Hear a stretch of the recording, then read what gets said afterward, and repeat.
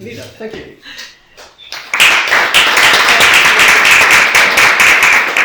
Thank you so much, Robert. Thank you, Philip. Thank you to all the Red May team. This is such a fantastic event, and it's so cool to be part of this. And also to City Park, that is allowing us to use this amazing space, and very cool to hear the history of that. And also thank you to Jaleh for being here and for being in dialogue with me. It's really exciting to be able to talk about my book, about Claire Fontaine. And so, first of all, I just wanted to I don't know if people have even heard of Claire Fontaine, so I wanted to show a couple of images. Or could you go to the next one? From the Venice Biennale this year, 2024 Venice Biennale, curated by Adriano Pedrosa, and the title of it is Foreigners Everywhere, which is the title of a series of works by Claire Fontaine. And you can see here, it's in a very iconic spot in the Arsenale of the biennial.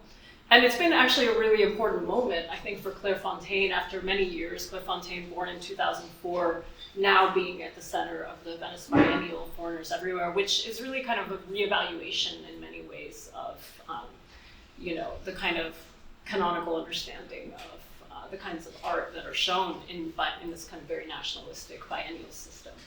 So just to show a few of those, actually, could you show the next one too, Robert? Yeah, Foreigners Everywhere. So I don't want to talk too much about the biennial today, but just to introduce you, and perhaps some of you have heard that. But I actually wanted to start by talking about how I encountered the work of Claire Fontaine and why we might be interested in her work, and why I, indeed, am very interested in her work. So I first saw the work of Claire Fontaine, who's a feminist conceptual artist, while doing research on my first book, which is called The Political Economy of the Senses, in 2011. And so with Claire Fontaine is the name of a collective made up of two individuals, Fulvia Carnevale and James Thornhill. But she works as a single collective subject, so I refer to her as she does herself. And she was formed in 2004 in the crucible of the alternate globalization movements of the early 2000s, and she bears affinities also with the radical politics and poetics of the collective Tikkun, who some of you may be familiar with, which Fulvia Carnevale had belonged to. And so Claire Fontaine's embrace of the Duchampian ready-made is a primary format of her work, and it places issues of commodification and reification at the center of her project. I saw in Claire Fontaine's work a connection between capitalist reification and sensorial practice that for me was absolutely extraordinary, inspiring, and jolting, as I think many people find their work, which we'll be discussing. It opened for me a new understanding of what the work of theory could consist of. Perhaps something more akin to creating art rather than merely diagnosing social pathologies at the level of concepts alone. I saw in it a means by which the capacities and perceptual sensibilities for living in more attuned ways, more just ways, more embodied and resonant ways could be cultivated. I saw in it a laboratory of perception and expression in which the form of theory itself exerts a transformative effect on consciousness. Could you go to the next slide, Robert? So I first encountered her work at a group show at the Portland Institute of Contemporary Art. And my friend Lydia Hamann, who's a queer feminist artist based in Berlin, had told me that I had to find them. And she said, I'm sure that their work's gonna resonate with you. And synchronistically, when I arrived in Portland to start teaching at the University of Oregon that year, I saw that this work here, Burnt Unburnt, was showing. And it was a piece that was installed in an abandoned high school, which was kind of interesting, turned art space. In retrospect, I think it was an oddly appropriate place for Claire Fontaine because it showed their radical anti-pedagogy and the ways that it kind of arises in the ruins of theory that had lost its way. It was a gesture of liberation from the strictures of gentrified and patriarchal knowledge. I was greeted when I saw this work by a vast installation of thousands of matches. And if you could go to the next one, Robert, which were assembled into the shape of a map of the United States. So this is part of a larger series that they've shown in many countries, and in each country, the matches are arranged in the map of whatever country of exhibition, right? So the matches were, in the moment that I saw them here, unburnt. They were potential energy at the edge of ignition. And the artists, of course, they've made several versions of this work. And at first glance, I have to admit that when I saw the work, I found it to be it looked to me like kind of like a craft project installed on the wall of a classroom, right? But then upon further reflection, the work almost instantly forces deeper questions upon the spectator. For me, it made me ask, what if I were to hold a flame to it and watch it blaze? The work seems incomplete without imagining this potential of fire, which is implicit in its construction. But the inevitable response, of course, is that no, I would never do that. That artwork isn't mine, right? Alone in the room with that installation, reflecting on this thought process sparked in me this provocation, really, to burn, to destroy what was not only an artwork, but an expression of material, political, psychological, and emotional captivity. But I didn't burn the work, and neither did anyone else. It remained a source of potential, of becoming, but also of failure. In that instant, I felt that I had dilated my subjectivity and entered a collective space of action, inaction, passion, submission, and refusal. What excited me about the work was the way that it forces the viewer to somatically and mentally inhabit the future conditional tense in the twitches of one's own desire, which are fleeting, and thereby to suffer its failure. The if only never becomes materialized, never is actualized. No one burns the work. No one acts on this ephemeral desire. But what the work does is it enacts a conceptual dramaturgy where the spectator becomes a player in the drama of depoliticization in neoliberalism. So this work, Burnt Unburned, really initiated my obsession with Claire Fontaine's method, which in this book I argue is profoundly feminist as well as in many ways historical materialist, as an approach really to creating knowledge. For me, I'm a scholar of the Frankfurt School and of Western Marxism, and so I've long been interested in the ways in which the first generation Frankfurt School theorists used experimental forms of writing to evoke transformative states of consciousness, to the reified ones that we encounter in capitalist society, right?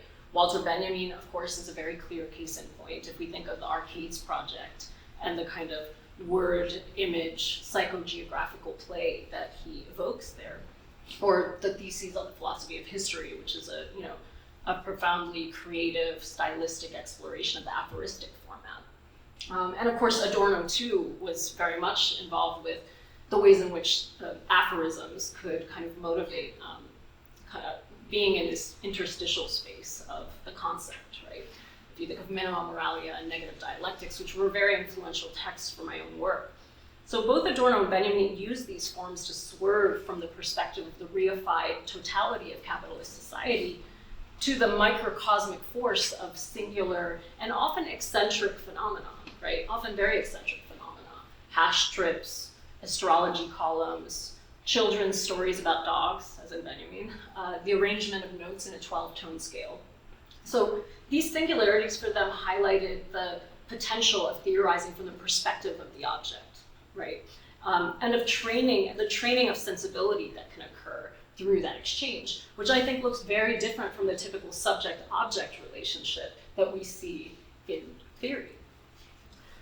For me, shifting the form in which we articulate theory was a matter of crucial importance because at the time that I encountered Claire Fontaine's work, I had been searching for words to describe what I felt to be almost a sickness perpetuated by critical theory. It was something that I felt to be almost like an insidious virus or parasite that feeds off its host's life force. And I wasn't the only one who succumbed to this, right? We have Marx and his carbuncles, Nietzsche had his pills, Benjamin had his asthma, among other things. And of course, these weren't their biggest problems. But the sickness, of course, is perpetuated by forms of domination within society. And as Adorno insists, contemporary sickness consists precisely in normality. But for a long time, I felt that the particular way that we use concepts and the intellect in contemporary critical theory was a dubious cure that seemed to only worsen the malady. And in my case, the effects were quite existential and debilitating. Insomnia and listlessness, a feeling of disorientation and a sense of not being able to feel my own body. So I saw in some theorists a kind of way of thinking about this, the epidemiology of this kind of theoretical malady. In particular, Joanna Hadva, who's an artist and theorist, talked about the critique of the production of the sick woman as a counterpoint to this kind of neurotypical heteronormative subject who is purportedly well, right, by the standards of neoliberal society. And I think Hadva's work, as well as the work of Audre Lorde, really helped me to think about how can we search for ways to embody perception and critical consciousness in a way that doesn't just reproduce the violence of neoliberal society as a survival strategy, right? I have written my first book on the critique of reification as articulated through Marx and Lukács and Adorno, and A Political Economy of the Senses is what I call that project, a synthesis of the critique of political economy and the embodied and perceptual practice of radical democracy. Like, how can we bring those two aspects together? But as much as I felt that the work of Lukács and Adorno had illuminated a path forward towards de-reifying perceptual practices, A Political Economy of the Senses had eluded me. Critical theory led me to an impasse, and so I searched for new tools. I began to articulate a connection between such experimental forms as what I saw in Claire Fontaine, or in the first generation of critical theory, as well as in the artworks of Claire Fontaine, and a form of theory that could find a point of contact between concept and body. And I think, this point is crucial even in the confines of critical theory, I think, because it is also the space of encounter between theory and praxis. If one of the central problems of 20th century critical theory was overcoming this divide between theory and praxis, the gap on the one hand between our knowledge of domination and our capacity to transform those conditions, right, that produce it. I'm suggesting here in this book on Claire Fontaine that it's in the 21st century, we have to work to close the divide between theory and haptics, which is to say that if, as Marx declared in the thesis on Feuerbach, that the philosophers have merely interpreted the world, right, but the point is to change it.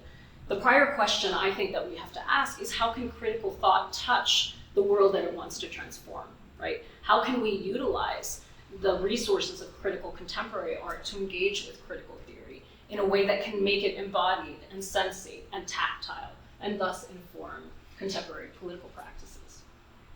So focusing on that hinge between theory and praxis through the relationship between concept and embodiment is not a new idea, and I think it was key in a way to the Frankfurt School of critical theorists. And I want to look at a quote from the Adorno scholar, J.M. Bernstein, who talks about this in depth, especially in relationship to the problematic of art. So actually, can we go to the next slide? So, and what Bernstein says here in his work against voluptuous bodies is that art would not have been ostracized from everyday life if what remained to it was not incommensurable with what the everyday itself had been forced to surrender, right? So the idea that our capacity for sensuous, embodied, or what he calls emphatic experience, right? That really everyday life has been forced to surrender this relationship to emphatic experience, but art is its bearer. So if we could look at the next slide. And in this sense, what Bernstein says is that the task of the arts is to rescue from cognitive and rational oblivion our embodied experience and the standing of unique particular things as the proper objects of that experience, such experience, albeit only in the form of a reminder or a promise. So this capacity for transformative experience that can reconnect reified concepts with sensuousness is the major task of my work here. And I believe that Claire Fontaine really is a crucial voice in helping us to do that. So here, enter Claire Fontaine, right? A conceptual artist for whom the connection between conceptuality and emphatic experience is really the central motif. And it's one that's explicitly informed by critical theory, broadly defined. They take from many, many sources within a tradition you could call critical theory. Their work encapsulates an ironic and penetrating critique of the art world in the age of neoliberalism, where the artist is compelled to become an entrepreneur of the self par excellence. And her works function as protests of this condition, right? Protests of this this artistic objection, I guess we could say, what she calls human strike, markers of the simultaneous impossibility, but also necessity of art making in a time of political impotency and closure. But while the stance of Claire Fontaine remains strategically and resolutely, I would say, negative rather than affirmative, it's wedded to a notion of desubjectivation rather than the heroic construction of some kind of subject-object of history. A central motif throughout her work uses the artwork to reconnect embodied experience and affective experience with critical theory. And so this is really a central concern of mine and a central way in which I read their work. So if we could go to the next slide. So we can see here, just to look at some examples of the work, a work in the series that Claire Fontaine has made called the Brickbats series. And incidentally, I want to say the book is designed as a brickbat. So the terracotta pages are meant, as you can see here, to resemble this brick here, which is wrapped in a book cover, right? And the series involves a series of bricks that are wrapped in various book covers of radical works of theory. Here we have Jaleh Mansoo's book, Taci Ansi Parla, which means shut up, actually speak. And Lancy is a Italian feminist from the 1970s, who I'll talk more about in a little bit. But these bricks, brickbats, launch theory into the exhibition space, right? They have an implicit use as a weapon, of course, of sorts, and they suggest a kind of rupture, not only of the shop windows and the factories that were penetrated by workers' struggles throughout history, but also of the space between conceptuality and materiality.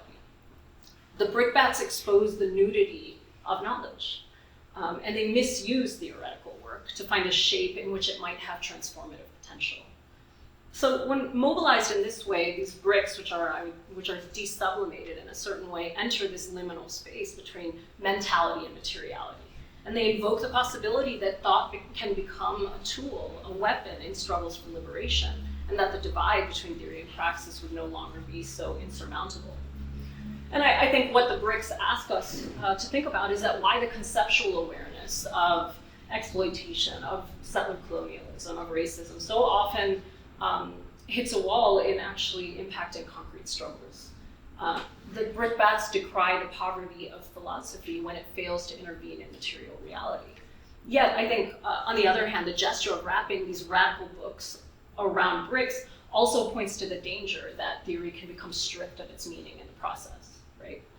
These are discardable in a way, interchangeable. The brickbats might have more value as heavy physical objects capable of demolishing the temples of capitalism than they do as ideas that could raise up consciousness, right? So, and very ambiguous as a statement. So I think, but very much intervening into this question of theory and praxis. So I think the question, this disconnect between conceptuality and embodiment relates to a bigger question, I think, that comes up in terms of the kind of issue of abstraction. And really, I think it's something that is a question I've had throughout my theoretical studies, which is an embodied abstraction possible? Can we have something like a way of thinking about abstraction that's embodied? So I think about something that the dancer and theorist Miguel Gutierrez polemically wrote when he said, does abstraction belong to white people? And taking this question further, I think what this is saying is, how do certain ways of doing abstraction, right, in theory, right, reinforce whiteness, patriarchy, and colonial orders of subjection as they express themselves within the field of knowledge production, as forms of disembodiment, right, forms of denial, that are legitimated by a lineage of disembodiment and a disembodied abstraction within critical theory. So, of course, it's difficult to define abstraction, right? It has a number of different levels. On the one hand, we can talk about it, in art, as it's often referred to work that frees itself from figurative representation. In the political realm, it concerns the form of personhood enshrined in classical liberalism, which is a mode of subjectivity that has universalized white landowning men as ideal constitutional subjects. In the economic realm, abstraction is congruent with capitalism's dynamic of rendering all things equivalent, a process by which exchange value predominates over use value, both economically and cognitively. The visual theorist Lee Rayford touches on all of these senses of abstraction and talks about it in terms of a state of withdrawal, which I actually think is quite useful. A state of withdrawal from some original point. And so if we think about abstraction in this way, we can see that the ethical implications of abstraction have everything to do with who is engaging in this withdrawal, what one is withdrawing from, and by what technical and perceptual means one is withdrawing, right? By which means. If what abstraction belongs to whiteness, it is only to the extent that it has maintained a possessive investment in a historically specific form of abstraction that obscures its own violence and disowns its withdrawal from the social dynamics that produce it. And of course, I think this has been a very live topic in the field of Black visual studies and literary studies. But I think it's something that we need to think more about, actually, in the practice of theory, right? So I want to actually look at a work that thinks of this issue of the ethics of abstraction, and it's here. And maybe just take a look here. I don't know how well you can see it, but if you could take a moment to really look at it. Yeah, so I think I think if you look at this work is called Sensitive Content from 2020, and it's a lightbox work that displays this blurred image. If you look at it, a blurred image overlaid by the symbol of an eye with the strike through it, right? And we've seen that symbol on Instagram. And it appears when an image is deemed to contain quote unquote sensitive content. So here, if you look at the image, and it's kind of hard to see because it's a little bright here, but the image is blurred precisely to a resolution that makes it at first appear unintelligible, right? When you see it, it just looks blurry, right? Just a wash of blue and colors and shapes. But if you look at it more carefully, what you might see is that the source image comes into view. And it is actually a quite brutal source image because it is the tragic image of George Floyd, lying on the ground with the foot of Minneapolis police officer Derek Chauvin pressed upon his neck. And we know that a few minutes later, Floyd would lose his life. So, and I think here we can see in this image the ways in which abstraction takes on a very idiosyncratic role. Because its function is not to withdraw us from the image, but to draw us more deeply into it. At the level of apperception, right? It asks us really to think about where the image is located ontologically, right? Is it located in the screen or in the structures of our own understanding? The image, provokes us to ask, I think, when does this blur of shapes and colors solidify within my perception as this devastating image that I've seen circulated repeatedly around the media, where its damaging effects are not paid very much attention? This perceptual moment could be described as what I call political anagnoresis, right? A moment of tragic recognition of a social truth to which we often blind ourselves. There's violence in the lack of attention we give to the images inundating us, scrolling and swiping from one disposal image to the other, and reducing all content to the kind of ephemeral quadrilateral form that we see in a lot of our social media platforms. But blurring the image also can provide solace, right? At times from the onslaught of these violent images, especially for those who don't need the reminder, right, of their violence. The impact and ethics of abstraction here is ambiguous and undecidable by design. So I think the question of abstraction, I think, is a very multi-layered question. It takes us into economic issues, it takes us into political issues. So I want to kind of go deeper into the question of commodity fetishism, because that is a really crucial motif in their work, and it is part of this play with abstraction. So if you look at the next image, I think, actually, no, that's not actually the one. I might have to back up. Can you go to, actually, no, you can stay there, that's okay. So just to say that the critique of commodity fetishism and reification are very central to the work that Claire Fontaine is doing, and they're central to what I find crucial in their work. Of course, Marx, we're at Redmayne, so we know our Marx. Marx identified the ways in which commodity production and circulation result in a society in which relationships between human beings become displaced onto relationships between things. And as commodities gain exchange value, right, on the market, they hemorrhage value from the very human labor that produces them. Exchange, rather than use, becomes the animating force of production, and use value is rendered increasingly irrelevant or fetishized within capitalist society. So this topic, I think, is it's a recurring theme in their work, and it takes us in many directions. So first of all, I think subjects that are discarded, inchoate, foreign, cracked, useless, are very central to Claire Fontaine's imaginary. Useless, I would say useless, but only useless when viewed within the terms of the dominant order of value. And that's a very important thing to understand, right? Claire Fontaine often sees herself in the image of these objects, right? But even when she does not, I would say this would be maybe an image that she doesn't quite see herself in, but she sees as a kind of social symptom. There's an impulse towards redeeming value in unexpected places. Can you show the next one too, Robert? Yeah. We'll talk about some of these more later. This image is actually a very interesting one of a dress stole. The dress stole was designed with the Claire Fontaine work, Pensati libera, think of yourself as free, worn by an influencer, Chiara Ferragni, who's one of the most famous celebrities in Italy on the San Remo Music Festival. So if we could look at the next one. This one is one that they call a self-portrait of sorts, The Assistants, which features a poet, Douglas Park, performing a reading, it's a video, performing a reading of an eponymous text by Giorgio Agamben, which is called The Assistants. And in that text, Agamben talks about the helpers that Franz Kafka talks about in his stories, who, contrary to their title, assistant, often appear to be lacking in the skills and competencies that would actually make them useful, right? They don't seem particularly helpful.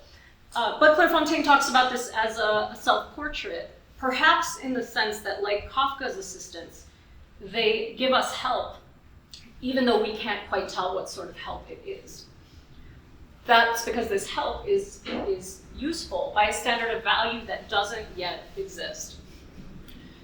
So this vision of what I call defunctionalized subjectivity, which is embodied in this helper whose assistance stretches far beyond the commonly understood and recognized forms of function that we see, it speaks to the possibility of an order of value that exceeds the neoliberal reduction of value to exchange value. So, as we've spoken about with the commodity form, right? The point for Claire Fontaine is really to think about this point about how do we redeem use, but not just within this binary, but beyond it. So the deployment of the ready-made that punctuates a lot of Claire Fontaine's work is a commentary on the commodity form that is aimed at subverting this closed circuit of exchange value and use value in capitalist society, aiming towards this new horizon of use. So if we could look at the next one. So this is an example. It's kind of hard to see it, but you can see it. It's a bidet. So I love this work. And this is a commentary and a détournement of Marcel Duchamp's very famous fountain urinal, right? And the ready-made, as conceived by Duchamp, was an everyday object, a commodity that was removed from circulation in order to assume a different kind of value, right? An exhibition value. So we could locate both the founding gesture of conceptual art as well as the igniting impulse for Claire Fontaine and their whole project in Duchamp's now mythic submission of the ready-made for exhibition in 1917. Right? This fountain nakedly displayed the commodity status of the art object, but graced by the artist's signature and displayed in a museum, it ironically laid claim to the status of an artwork. Not merely, it was a fountain, not merely a urinal. Right? So Claire Fontaine, even the name Claire Fontaine, right, fountain, invokes this original ready-made, right? And yet takes the piss out of it, as we can see here, with the bidet that wants to reference maybe a less phallically inclined genealogy of the ready-made. So this gesture, coming out of the ready-made of defunctionalization, is I think very, very important for Claire Fontaine. In the case of the ready-made, it makes possible the defunctionalization of both the art object and of the artist as subject. Because the ready-made artist, as Claire Fontaine calls themselves, they name themselves after a brand of ready-made stationery, has abandoned their function as a just Promethean creator of merely beautiful or even interesting artistic objects. And they refer to themselves as the assistants, right? They refer to themselves not in terms of this auratic dimension of the artist, but as somebody who also does manual labor. Whereas in the Fordist phase of capitalism, cars and machines could be called the most quintessential of commodities. In neoliberalism, the frontier of primitive accumulation is subjectivity itself. And who, if not the artist, exemplifies that entrepreneurial subjectivity more definitively? So we could look at the next work, which is called The True Artist, made in 2004, so this was one of their very early works. And it says, the true artist produces the most prestigious commodity. And it's spiraling on the ceiling of a gallery wall in smoke, which I love because I think this painting really elucidates the dynamic of artistic self-commodification in a very polymorphous gesture, right? On the one hand, it's a détournement and a reference to Bruce Naumann's 1967 neon, which is called The True Artist Helps the World by Revealing Mystic Truths. And then it also blows smoke up its ass, right? It's deflating the mystical subtleties of the commodified artist. It's a gesture of cerebral vandalism that dirties the pristine walls of the white cube, while simultaneously referencing this dynamic of commodity sublimation, where all that is solid melts into air. So we can see how, can we go to the next slide here? So we have a number of ways in which Claire Fontaine is playing on these ideas of defunctionalization, use value, and in a way also potential activation towards future use, right? So that idea of activation of the ready-made is also very central to how they're redeploying it. You can see here, though, that it's often done in very activating ways. So here we have Brand, Untitled Brand from 2011 that's referencing a whole history of certainly of slavery, of animal domestication of animals, and then the idea of entrepreneurial subjectivity in the CF, which is their initials, of course. So I think, Claire Fontaine's art objects often exhibit a kind of crystallized theatricality that parallels, a kind of almost Brechtian dramatic experiments, because they often seem like subversive props that are taken from the stages of political reality that we inhabit every day.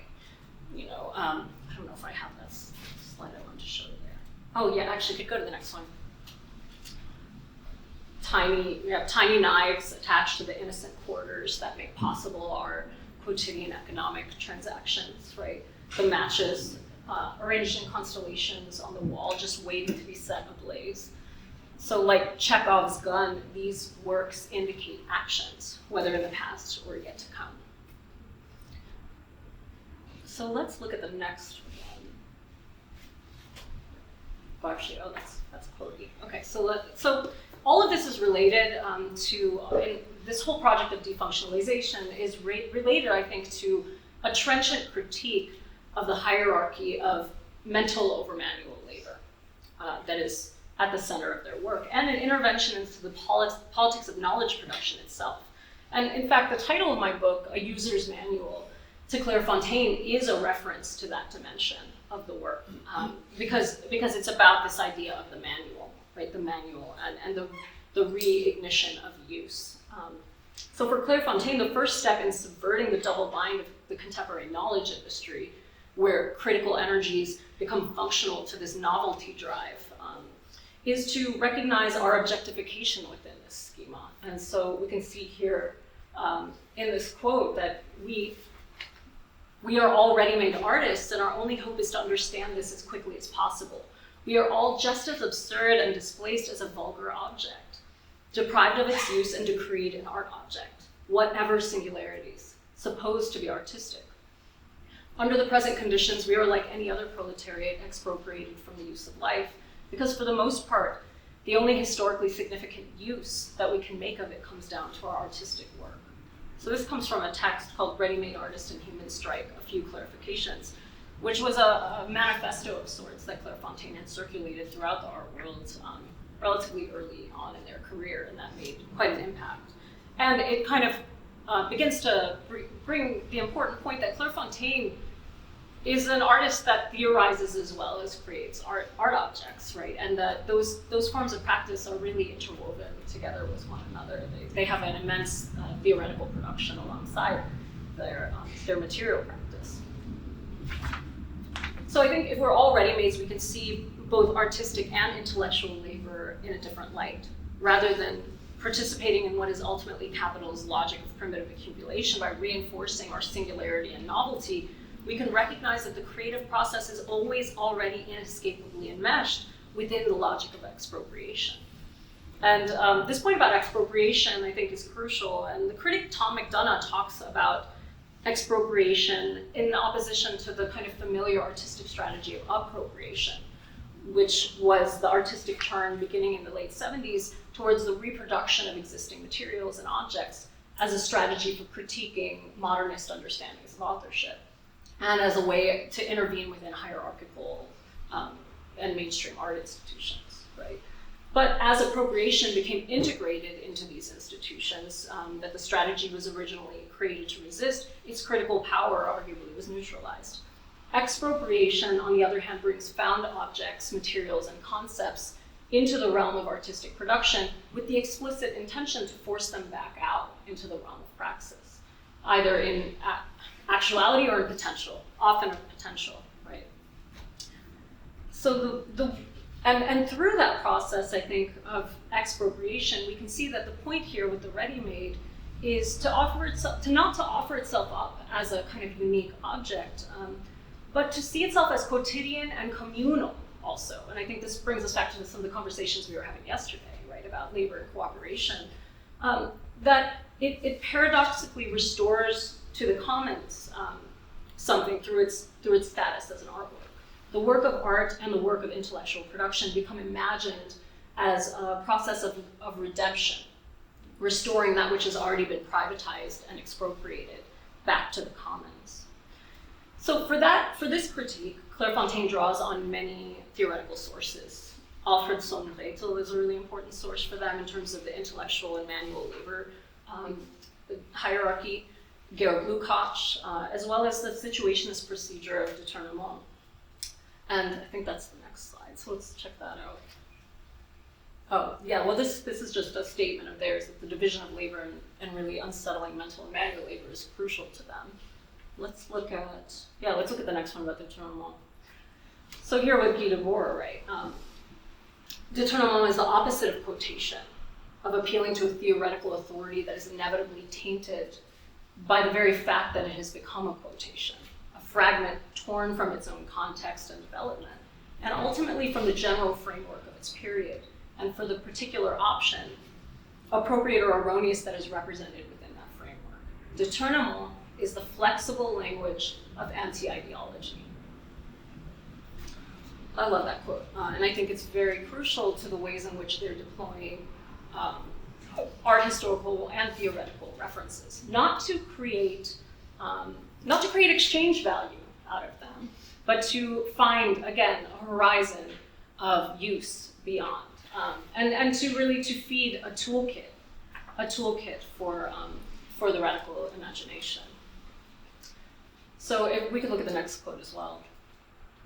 Yeah, and here I think this really says it, which is that the idea of defetishizing references is really part of this attempt to employ references because they have a use value for us, not an added value.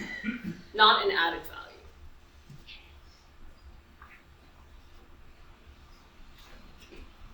So I think beyond beyond those sources in terms of mental and manual labor, the feminist tradition, particularly Italian autonomous feminism of the 70s, including the work of Rivolta Femminile, Maria Rosa della Costa, Selma James, and then also Carla Lonzi. And so in different ways, of course, because these theorists are distinct in important ways. So autonomous feminism challenged traditional Marxism's obfuscation of domestic and reproductive labor's role within capitalism. And this is the feminist dimension of this is very important to them. The kind of unsettling of the idea that domestic labor, for example, is purely reproductive, right? And exposing that blind spot within the tradition of Marxist theory, which was a big project in terms of theorists such as Maria Rosa della Costa. So showing the links between the family and the wage system, and emphasizing the ways in which the family served to absorb reductions in the price of labor, particularly of feminine labor, as well as to relieve the state and capital from the responsibility for social reproduction. So Claire Fontaine transposes the autonomous feminist reevaluation of reproductive labor into the sphere of knowledge and artistic production. And I think this is one of the many themes that designates their work as feminist. But I would also say here, in reference to this provocation of feminism, that, the way that I look at Claire Fontaine, and I think the relationship that they encourage in terms of producing knowledge and relationship, is that this book is not a book about Claire Fontaine. And in fact, if it were a book about Claire Fontaine, I think it wouldn't really be true to their intervention. It is a book that refuses the subject-object dynamic that places the critic in a kind of comfortable place of distance from the object. And in that sense, I would say that my attempt in terms of how to work with them is, it's a book that's with Claire Fontaine. It's a book that is an act of radical admiration of them.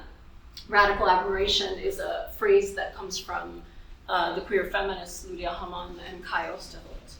It's a book that takes up Claire Fontaine's provocation of what she calls human strike to defunctionalize myself as a critic, just as they defunctionalize themselves as artists. So I think the engagement with feminism really compels an experimentation with the form of writing itself, right, as a feminist practice. I'm very struck by a statement from a conversation that I had with Claire Fontaine in 2020, in which, it's the next slide, in which they said, being a feminist artist doesn't mean using feminism or race as the subject of the work, but rather refusing to seduce in a way that is destructive of the dignity of the seduced subject and the seducer, right? Re-understanding how we practice that seduction is central to their work, the refusal of destructive seduction. So in this, like Claire Fontaine, I'm inspired by the experimental practice of Carla Lonzi, which I think this statement is also inspired by. Lonzi famously left the art world shortly after '68 to devote herself fully to feminist activism, and the group that she founded, Rivolta Femminile, before she left the life of the art critic, she wrote several works that powerfully exposed or explored a feminist approach to research. And she joined in many ways the personal, political, and analytical dimensions of her work in ways that were defiantly critical in form and content of scholarly practice. So we might say that in an interesting way, Lonzi's method transposes the emphasis on reproduction over production into the field of knowledge through a mimetic and relational process. She has a book called Autoritratto, which there is a brickbat of that too, but I don't have the image of it here, which means self-portrait, and it transcribes a series of conversations between herself and several artists, including her then partner Pietro Consagra, her best friend Carla Cardi, and a number of other artists that were in her milieu. I think it's very telling that the book is called Self-Portrait, because it references the power of recognition, projection, identification, and disidentification in the exploration of the object of one's work as a critic. Because at its heart, the book rejects this posture of the critic that stands apart, domesticating and dissecting the work. The dialogues that emerge in that book really embody her pleasure in conversation and a feminist commitment to creating knowledge also as a simultaneous exploration of the self, and as well as the other. So Lancy really refused this kind of position of neutrality and preferred to dissolve the work into a practice of collective sense-making. And so as she explores these artists, she's also exploring herself, and the aspects of herself that are revealed appear not only at the intellectual level or even at the horizon of language, because she transcribed these conversations, which were recorded almost verbatim. So the punctuation of the conversations with silence and laughter and the cries of children reintroduces the body of the theorist herself, who refuses the schism that comprises this blackmail that we see of scholarly production as the price of legibility. And I think for this reason, that book is actually quite radically illegible as a work of criticism. But it was recently translated into English a few years ago and has received greater attention as a prototype for a kind of feminist material practice. And so this was very inspiring for me in terms of how I wanted to think about navigating Claire Fontaine and the idea of the relationship between the critic and the object, right? And I think if we could look at the next quote. This is where Lancy talks about her process with autorritratto. And what I love here about what she says, I won't read the whole quote, but the idea of wanting to spend time with someone in a communicative and humanly satisfying way. And also that the work of art felt to me like a possibility for meeting, an invitation to participate. It seemed to be a gesture to which I could not respond in a professional manner. So with Lancy, we see that intellectual labor, like all labor, can be viewed in terms of both production and reproduction. Within capitalist society, reproductive aspects of knowledge creation are devalued and repressed in favor of a privileging of production. And Lancy reverses this hierarchy, embracing the creativity of reproduction in intellectual labor. Similarly, I think, so Lancy's work becomes illegible as knowledge or as scholarship to her contemporaries. Claire Fontaine's work becomes illegible as art. And I think a big part of what I want to do here is to embrace this illegibility as the core of a feminist materialist practice. And what Claire Fontaine calls a voluntary illiteracy of power.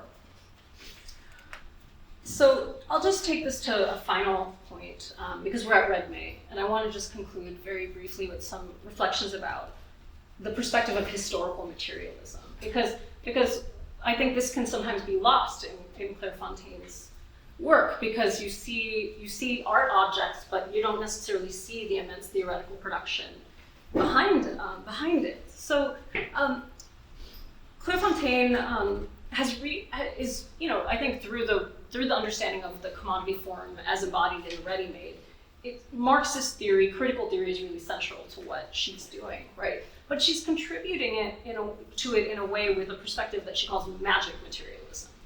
And some places magic materialism, in other ways metonymic materialism, which is a materialism that is grounded in the body and in perception. So if we could look at the next passage here. So the idea of, I'll read part of this, that the idea of magic as the enemy of the Industrial Revolution acquires a specific importance in our time, in which industrial development has been exposed as unsustainable, potentially leading the planet to destruction.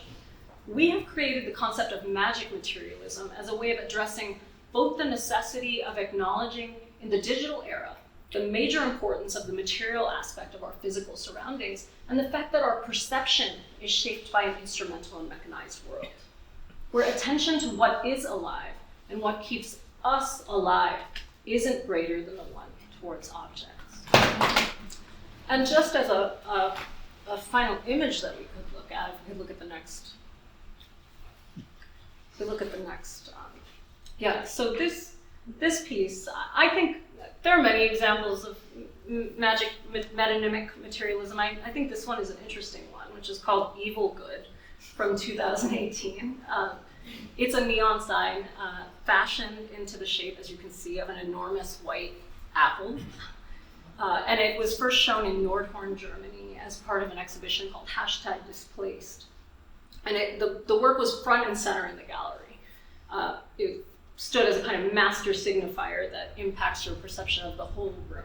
And much like the Apple symbol, which is ubiquitous to all of us, right, of the Apple Corporation, with one crucial difference, that this fruit doesn't have the bite taken out of it, right? It is whole. And this small gesture of restoring wholeness to an icon that we typically see partially consumed creates polyphony out of a commodified image that has become homogeneous. So we can see that there's a kind of metonymic materialist strategy played out in this work that invokes a number of references, right? Resonances that we might not have first imagined in a conversation of this kind, right? That decenter the God form of this apple. So there's a counterpoint that emerges with the Apple logo, which marries this kind of story about commodification with a religious meditation on the exit from Eden, right? And then also the symbol of the contemporary symbol of corporate logics and their capture of desire, right? So here we see that the apple is intact. It's prior to the fatal moment in which Eve succumbed to the serpentine temptation. Because maybe she already had everything that she wanted. Because when we see the logo with the bite, right, it seduces us with it. It glorifies the desire that fuels our consumption of technology as we try to suture together what's been fragmented. But to display the apple without the bite, as they do here, I think is diabolical, because the bite is the ceaseless cycle of consumption. It's the lack that focuses our desire. It is what imprints itself onto our devices and computers. And if there were no lack, if we were whole, if we did not exit Eden, what would we be longing for? Yeah. Could we then imagine a world in which love was not entirely captured by consumption? So I think there's a way in which the work, the magic materialism of the work, lies in the ways in which it pluralizes a ubiquitous economic logic by poetically and imaginatively, and also perversely introducing competing logics into it. Surfing through history to perceive difference where there seems to be only a relentless repetition, right? Allowing us to move through its strictures to multiply perception holographically. So I will conclude there just by saying that I think the hope with these practices, with this methodology that they give us, is that through these experimental visions, a critical theory of the future will look very different from what it looks like now. It will look almost illegible to our eyes, such that it no longer resembles either theory or art. Less like a brickbat with a book cover on its face, more like a manifesto, a hash trip, a ski run, a seance, an insurrection, a derive, a romance. So with that, I will conclude.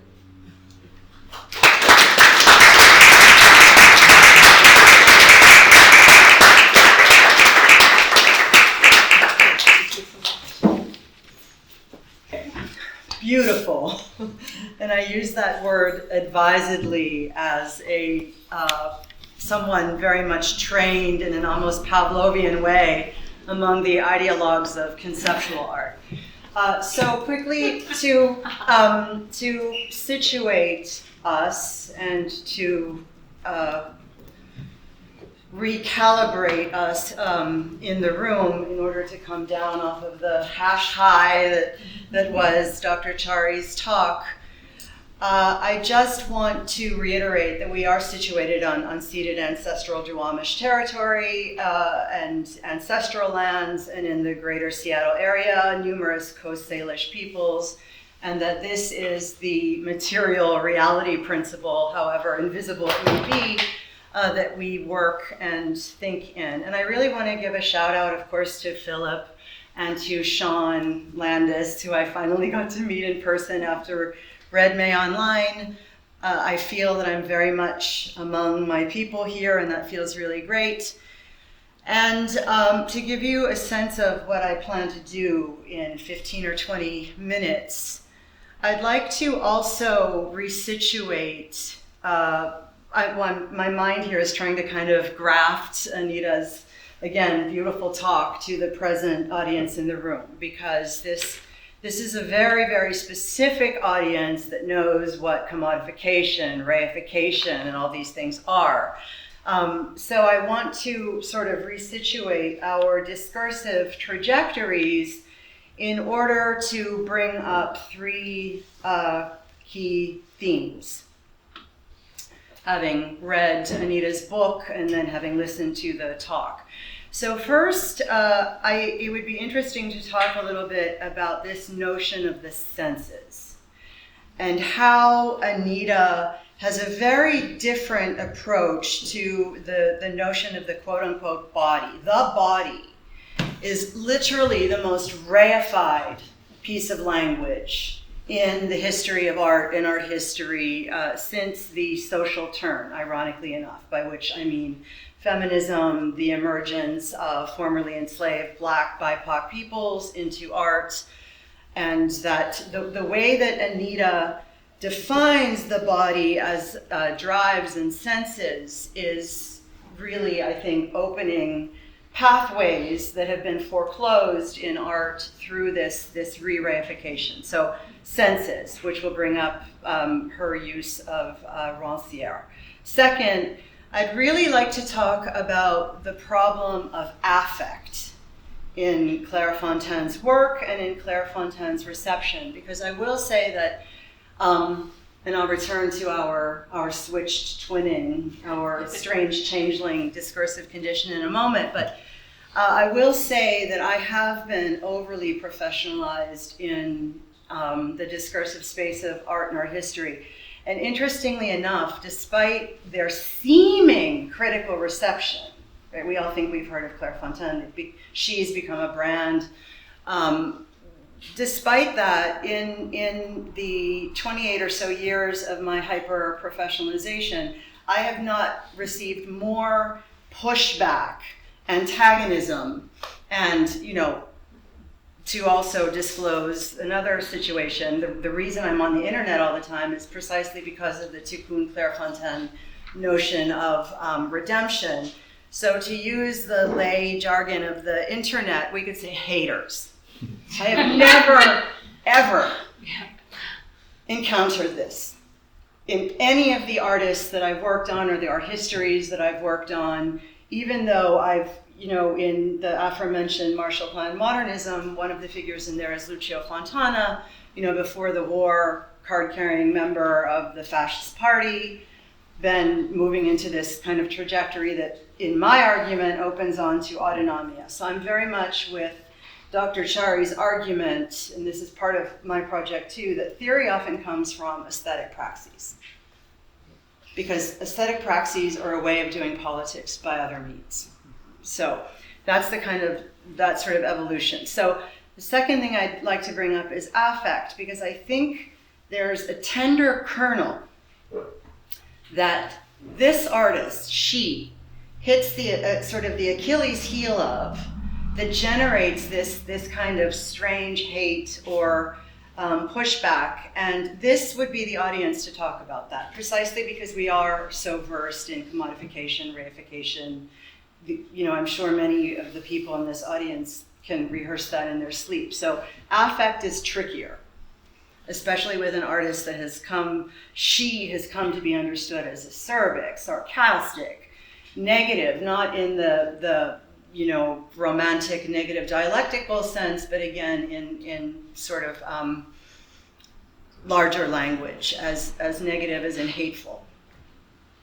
And then if there's time, I want to go back to the problem of the overcoming of intellectual and manual labor and her reliance on Alfred Sohn-Rethel, which is where I encountered that body of thinking, in order to talk a little bit about how she is and isn't a conceptual artist.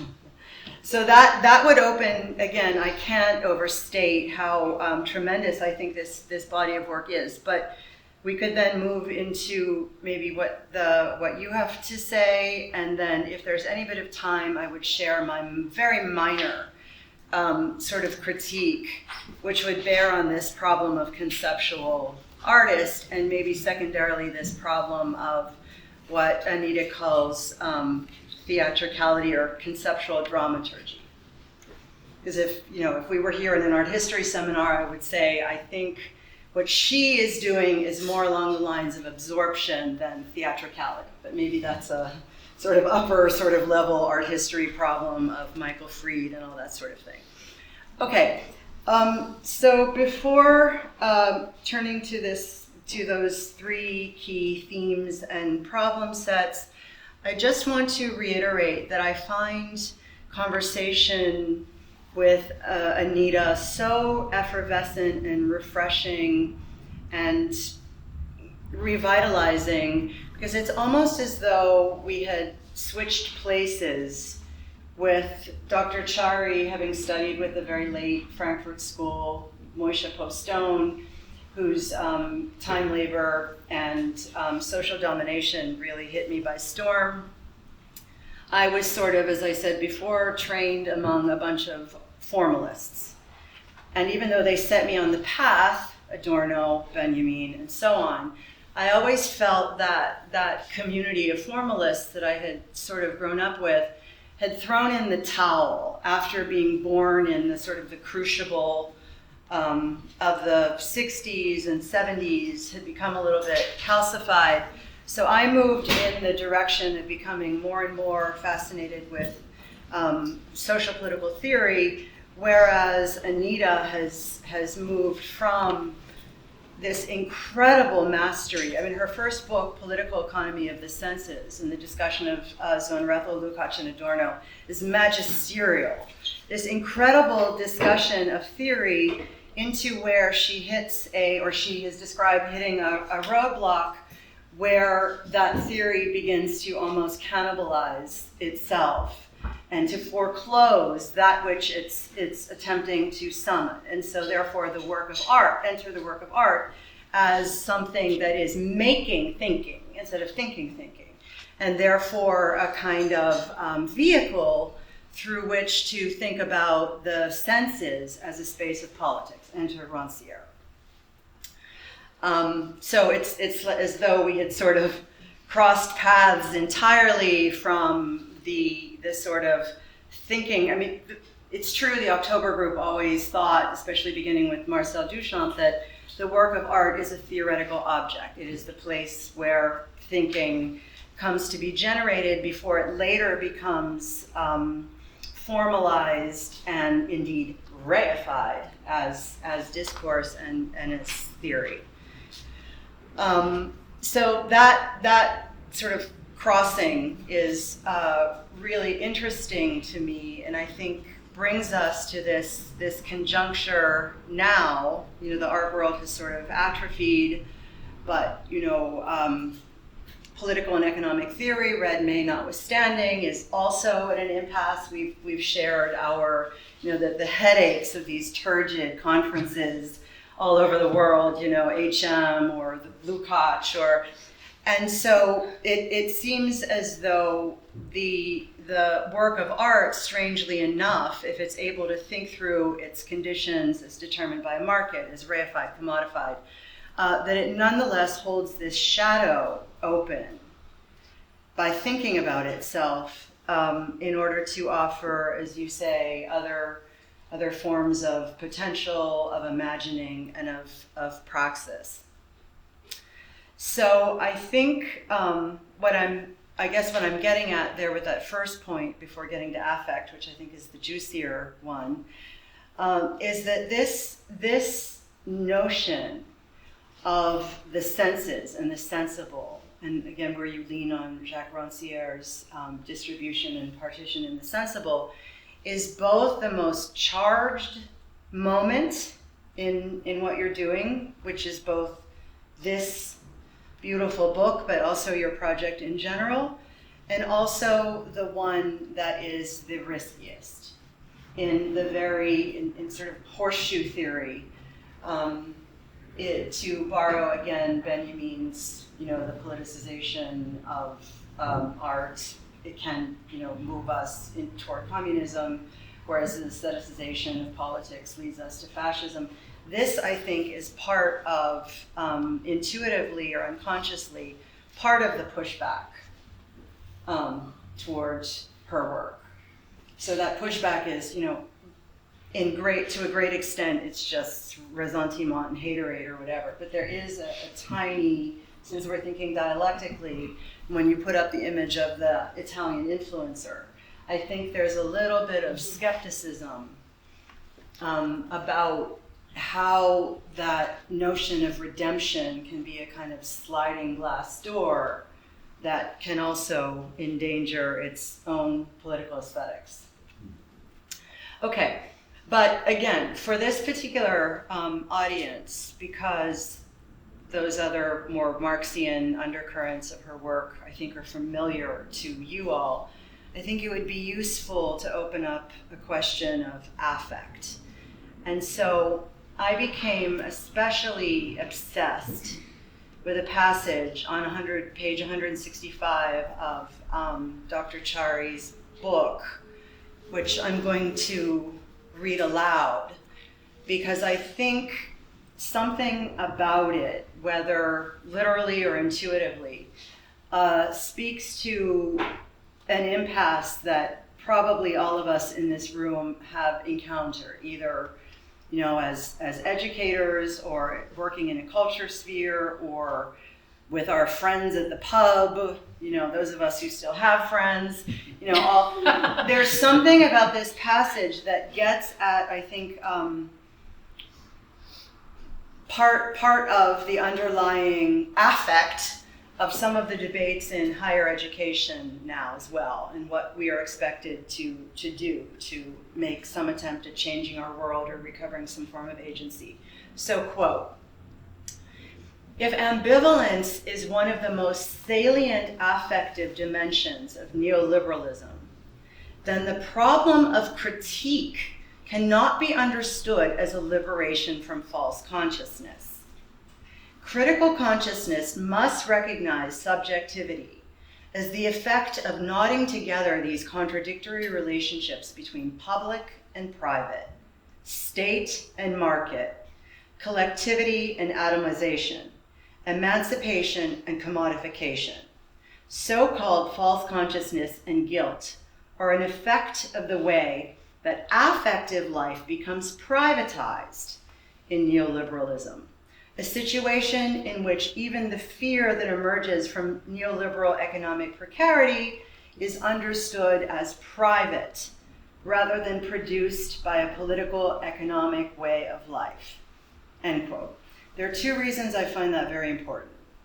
One, it speaks to the way in which I think all of us, despite what generation we're in, I'm sure we've all experienced this out in the world, the way in which the notion of critique is understood to be passéiste, obsolete, a cliche, something silly that only chaotic leftists indulge in, especially if they have private funding. Critique is understood to be.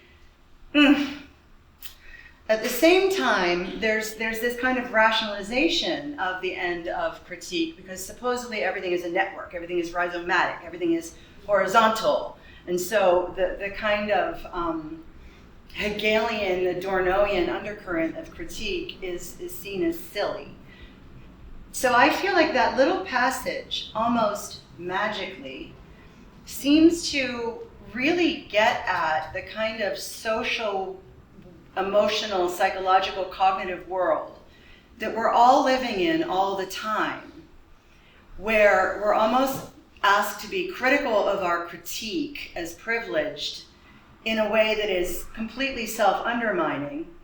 But this is also a good way of describing that we've moved into this other space. The point isn't to sort of return to some kind of, early 19th century, 1830s notion of romanticism, but to understand that we're at this other point where collectivity and atomization are almost indistinguishable. I'm thinking of something Alberto Toscano said at Red May last year or the year before, that it's just becoming impossible to know where to put one's activist energies, because at an almost atomic molecular level, the evil and the good are so kind of enmeshed, but in this way that we couldn't call dialectical in quite the same way. So it's already been 14 minutes, and I was hoping to finalize everything that I had to say, and I've only gotten to point 2, but I would like to pause and open this to Anita and maybe to some of the others of us in the room to talk about this interesting. This paragraph, I think, really crystallizes what her work is getting at, that makes it simultaneously so compelling, even when people don't like to admit it, and also so threatening or, antagonistic. So can we talk to that? I don't see any other place in culture where this kind of weird affective bouquet of our present is described quite so clearly as in your prose. I love that. Thank you, Jaleh. Thank you for these generous comments. I'm curious if you think, because we have this ongoing conversation about why Claire Fontaine is such an activating, in the negative sense for many people, object. I mean, why there's so much pushback, or whither the haters, right? And I wonder I'm curious as to whether you think that identification of the kind of the knotting together of these very different dimensions that feel contradictory, but not in as you were saying, not in a productive dialectical contradiction, right? That in a way, the ambivalence of their work is an attempt to express that somehow, right? And often they're conflated with, they're conflated with being someone who's expressing the very thing that they're criticizing, right? So, I mean, they are in a way doing a properly immanent critique in a lot of ways, right? They often reflect the very thing that that they want to show to be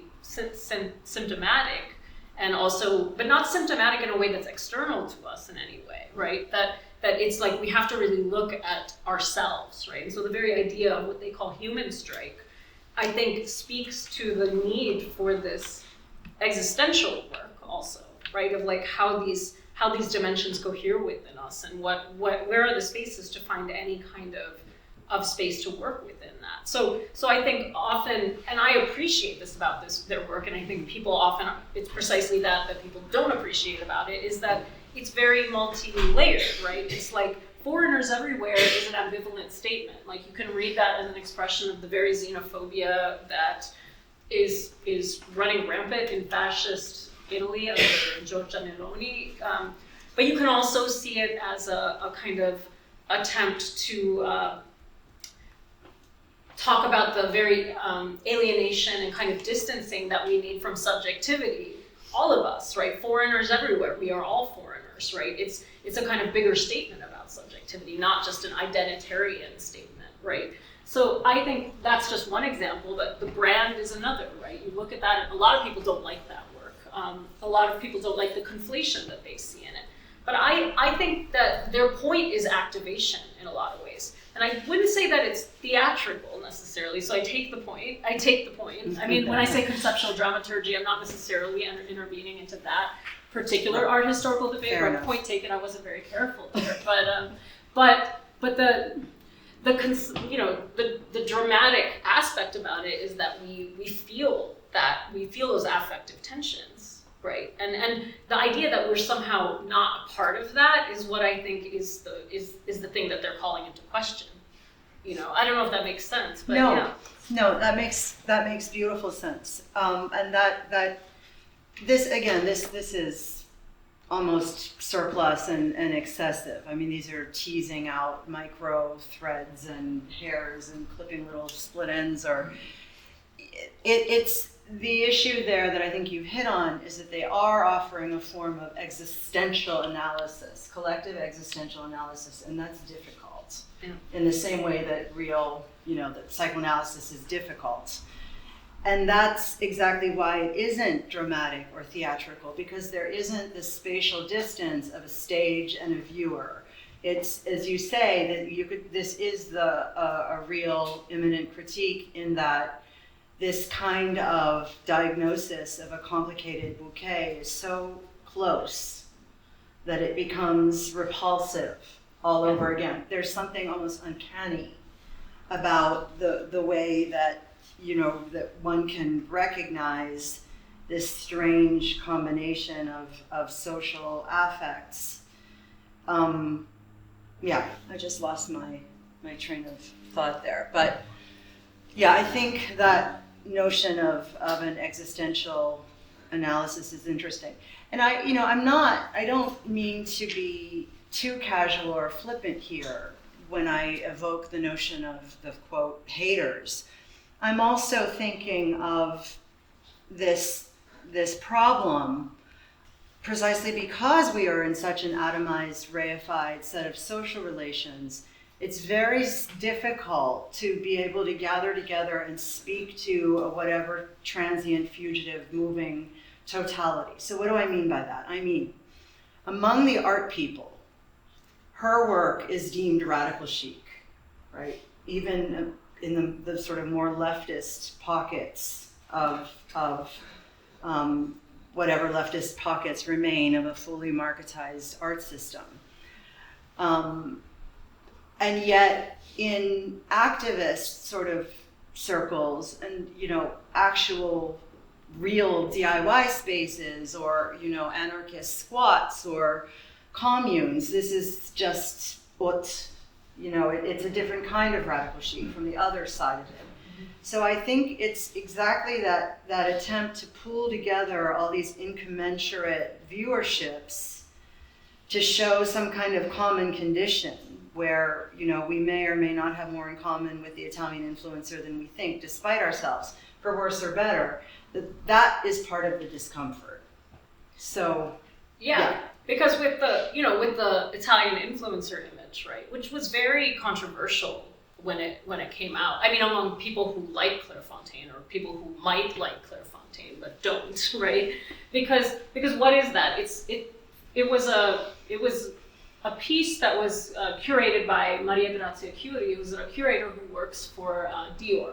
Like there was a lot of stuff like with the catwalks, and like Claire Fontaine has worked with her to put these neons, for example, like feminist neons, on these catwalks where you have like models like strutting around in like really expensive, beautiful clothing, right? And in a way, I think a lot of people were like, what is Claire Fontaine doing with that, right? But for me, the Chiara Ferragni thing of what it says is pensati libera, right? Think of yourself free.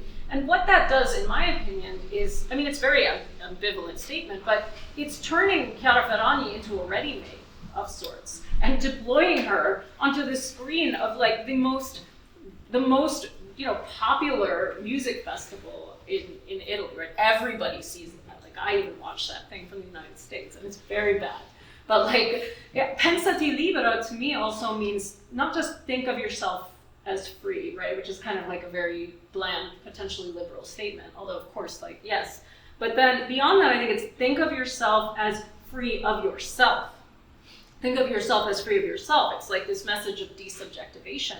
And it is also calling the bluff of radical chic, right? Because in a weird way, it's asking what is the conviction of our language also, and how does it transport into these different spaces? How does that space depotentiate this radical message, right? No.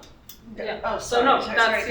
No, there's, for sure. I mean, what's happening there is calling out an entire liberal order of subjectivity. It's also a sort of spoof on, they hate us for our freedom, right? Right. America is an exception in the world, or we talked about that in another session, and maybe that's a bygone era, but the once existent American exceptionalism that tries to project an image of itself onto the world is of this, the liberal subject, which is the greatest fiction of all, precisely because it's a ready-made. It's a commodity. It's a monad. There's no subjectivity there, really, to go into a sort of a darker place. So there's a really, to me, a really important set of feminist claims. I don't really think this is probably not the place to bring the the Women Life Freedom movement to bear, but the whole notion of, modern capitalist gender as already, before we even get into gender distinctions and differentiations, it's a question of, it's an already commodified subject. So that, I don't want to digress there, but yeah, there's a lot going on in that, and that notion of freedom and that sliding glass door of the fictions and pitfalls of the liberal subject recur throughout their work. This makes me think of two things as well, because it makes me think, first of all, of the fact that what is happening in their mimetic practice, right? Because it's a ready-made, right? So that's criticized because it's reproductive, right? And there's no value added here.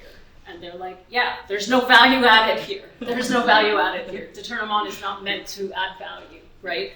Exchange value. But I think also you think about, like, to me, there is a feminist point in there also of what is the manual affective labor that's being done in this kind of statement, right? In the work that they do, which is getting in there, they're getting in there. They're doing some of the dirty work of looking at the cobwebs in our subjectivities.